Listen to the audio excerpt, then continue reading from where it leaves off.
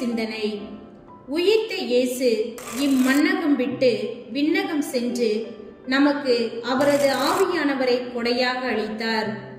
நம் உள்ளத்தை உள்ளிருந்து இயக்குவது தூய ஆவியே ஆகும். உலக போக்கான பாவம், பழி, கோபம் போன்றவை தவறானவை என காட்டுவதும், அமைதி, சாந்தம் என்பவை சரி என காட்டுவதும் தூய ஆவியானவரே.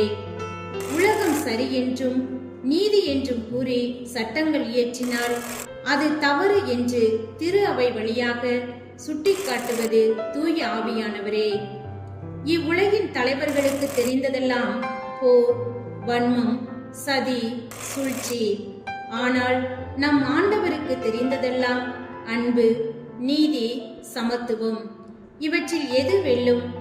தூய ஆவியானவரின் ஆட்சியே வெல்லும்.